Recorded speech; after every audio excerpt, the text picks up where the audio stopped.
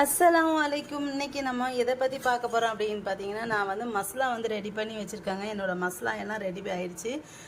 பாக்கி வந்து பிரியாணி மசாலா மட்டும் தாங்க பண்ணணும். இப்போ நான் ரெடி பண்ணியிருக்க மசாலா எல்லாத்தையும் இப்போ நான் வந்து பார்த்துடலாம்.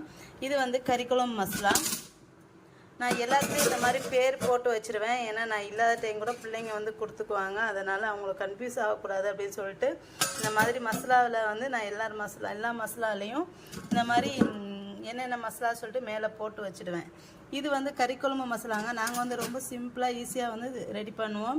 எங்கள் ஊரில் ஃபுல்லாக இந்த கறிக்குழம்பு மசாலா இந்த ஒரு மசாலா, இந்த மசாலாவில் வந்து நாங்கள் என்னெல்லாம் எதுக்கெல்லாம் யூஸ் பண்ணிக்கிடுவோம் அப்படின்னு பார்த்தீங்கன்னா, மட்டன் குழம்பு, சிக்கன் குழம்பு, அப்புறம் வந்து குருமா, வெஜ் குருமா, குருமாங்களுக்கு எதுக்கு போட்டுக்கிடுவோம். அப்புறம் வந்து சாம்பாருக்கு போட்டுக்கிடுவோம். சாம்பார்னால் என்ன சாம்பார்னால் இந்த சாதத்துக்கு ஊற்றிக்கிடுவோம்ல அந்த சாம்பார். கத்திரிக்காய் முருங்கைக்காய் சாம்பார் வச்சா அதுக்கு போட்டுக்கிடுவோம். இல்லை சுரைக்காய் சாம்பார் வச்சா அதுக்கு போட்டுக்கிடுவோம். அந்த மாதிரி சாம்பாருக்கு நாங்கள் வந்து இதை வந்து யூஸ் பண்ணிக்குவோம். இதுக்கு வந்து சாம்பாருக்கு வந்து நாங்கள் வந்து இட்லி சாம்பார் வந்து யூஸ் பண்ண மாட்டோம். இட்லி சாம்பாருக்கு வந்து தனி சாம்பார் போட்டு வச்சுருக்கோம். அடுத்து வந்து கிரேவி மசாலா. இது வந்து மேலே இருக்க அந்த மூடி வந்து உடஞ்சிடுச்சு. அதனால் நான் வந்து கீழே வந்து பிளாஸ்டிக் பேப்பர் போட்டுட்டு அதுக்கு மேலே இந்த பேப்பர் கட் பண்ணி இந்த மாதிரி ஒட்டி வச்சுருக்கேன்.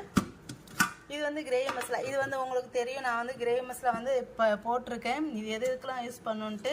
நீங்கள் எந்த கிரேவி செஞ்சாலும் சரி, சோம்பு, பட்டை, லவங்கம், ஏலக்காய் எதுவுமே போட வேணாம். வெறும் மிளகாத்தூள் இந்த கிரேவி மசாலா மட்டும் சேர்த்துக்கங்க போதும். ரொம்பவே நல்லாயிருக்கும். இந்த கிரேவி மசாலா வந்து எல்லாத்துக்குமே யூஸ் பண்ணிக்கலாம். நான் வந்து இந்த கிரேவி செய்யணும்னா இதுதான், இந்த கிரேவி மசாலா தான் யூஸ் பண்ணுவேன். அடுத்து வந்து மீன் குழம்பு மசாலா. இது வந்து மீன் குழம்பு மசாலா. இந்த மீன் குழம்பு மசாலா வந்து நான் புளிக்குழம்பு, மீன் குழம்பு ரெண்டுக்கு வந்து நான் யூஸ் பண்ணிக்குவேன். இது வந்து நாங்கள் வந்து இது வந்து சாம்பாருக்குலாம் யூஸ் பண்ண மாட்டோம். ஆனால் எங்கள் சின்னம்மா ஒருத்தவங்க சொல்லுவாங்க, நான் வந்து சாம்பாருக்குலாம் யூஸ் பண்ணுவோம்மா, இது வந்து ரொம்ப நல்லாயிருக்கும் அப்படின்னு சொல்லுவாங்க. அப்படி நாங்கள் யூஸ் பண்ணுறதா இருந்தால் இது ஒரு ஸ்பூனு, கறிக்குழம்பு மசாலா ஒரு ஸ்பூன் போட்டு யூஸ் பண்ணிக்குவோம். அப்படி இல்லைன்னா ரெண்டு மசாலாவுமே இல்லை அப்படின்னா தேங்காய், மிளகாத்தை சீருவோம். இந்த மூணையும் குறப்பாக அரைச்சி சாம்பார் சேர்த்துக்குவோம். அதுவும் ரொம்ப நல்லாயிருக்கும். சாம்பாருக்கு வந்து சாம்பார்னால் அந்த சாதத்துக்கு செய்வோம்ல அந்த சாம்பாருக்கு தான் நான் சொல்கிறேன். இது வந்து அடுத்து வந்து டிஃபன் சாம்பார் வந்து பார்த்துடலாம்.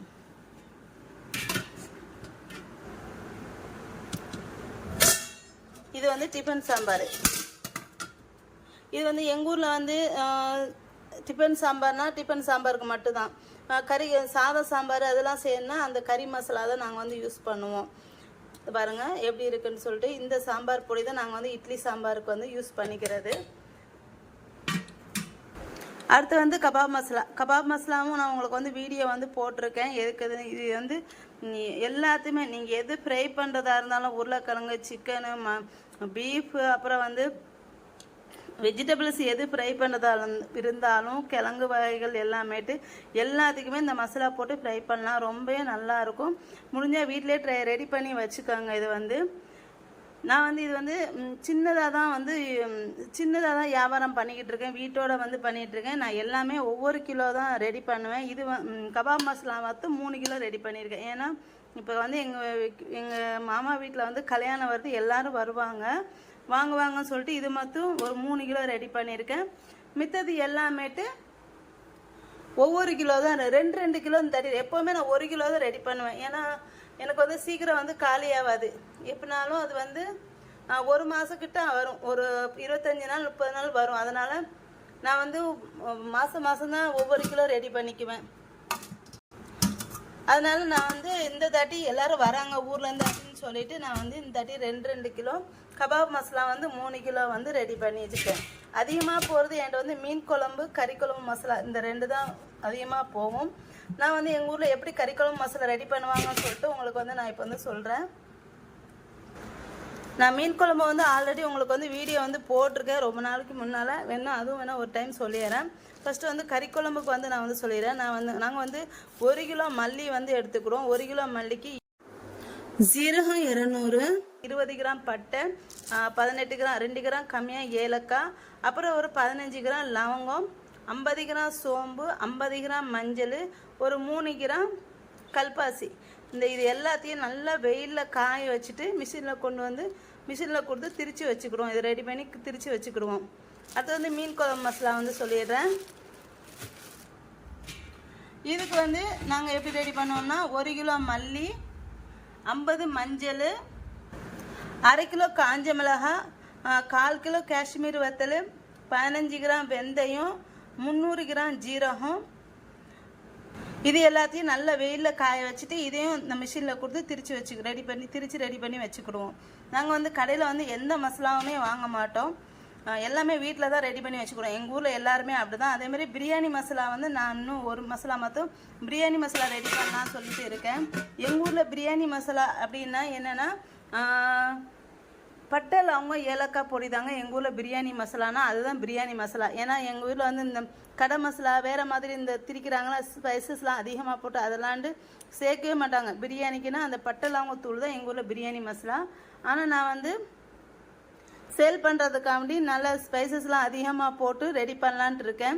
கண்டிப்பாக நான் ரெடி பண்ணும்போது உங்களுக்கு வந்து கண்டிப்பாக வீடியோ எடுத்து உங்களுக்கு வந்து போட்டு விடுறேன். நான் வந்து அது வந்து ஃபஸ்ட்டு சாம்பிள் பண்ணலான்னு சொல்லிட்டு ஒரு டைம் வந்து ஒரு 100 கிராம் வந்து நான் ரெடி பண்ணினேன். ரொம்பவே நல்லா இருந்துச்சு அந்த பிரியாணி மசாலா வந்து. எங்கள் தங்கச்சி ரொம்ப நல்லா இருக்குது அப்படின்னு சொன்னால் அதனால் சேலுக்காண்டி அதை வாங்கிட்டு வந்து இனிமேட்டு ரெடி பண்ணணும். போன டைம் வந்து ஃபிஷ் ஃப்ரை மசாலா கூட ரெடி பண்ணியிருந்தேன், ஆனால் அது வந்து அவ்வளோ வந்து செட் ஆகலை. ஆனால் இன்னொரு டைம் வந்து பார்க்கணும். அது வந்து ரெடி பண்ணுறது கொஞ்சம் வந்து இதுதான். ஆனால் பிரியாணி மசாலா கண்டிப்பாக ரெடி பண்ணலான்ட்டு இருக்கேன். கண்டிப்பாக என்னோடய சேனலுக்கு வந்து சப்போர்ட் பண்ணுங்கள். என்னோடய சேனலை மறக்காமல் சப்ஸ்கிரைப் பண்ணிக்கோங்க. என்னோடய வீடியோஸ்லாண்டு போய் பாருங்கள். நான் நிறைய வீடியோஸ் ரெசிபீஸ்லாம் அதிகமாக நான் வந்து போட்டிருக்கேன். மசாலா வந்து யாருக்காச்சும் வேணும் அப்படின்னு சொன்னீங்கன்னா கண்டிப்பாக கமெண்ட்டில் வந்து சொல்லுங்கள். நான் வந்து என்னோடய கான்டாக்ட் நம்பர் வந்து உங்களுக்கு கொடுக்குறேன். நான் வந்து இவ்வளோ நாள் எங்கள் ஊருக்குள்ளேட்டு அதாவது சின்னதாக தான் செஞ்சிட்டு இருந்தேன். இப்போ வந்து கொஞ்சம் இதை ஆன்லைன் மூலமாக பண்ணலாம் சொல்லிட்டு இருக்கேன். கண்டிப்பாக எனக்கு சப்போர்ட் பண்ணுங்கள். என்னோட இந்த வீடியோ உங்களுக்கு பிடிச்சிருந்தா லைக் அண்ட் கமெண்ட் ஷேர் பண்ணுங்கள். என்னோடய சேனலை மறக்காமல் சப்ஸ்கிரைப் பண்ணிக்கோங்க.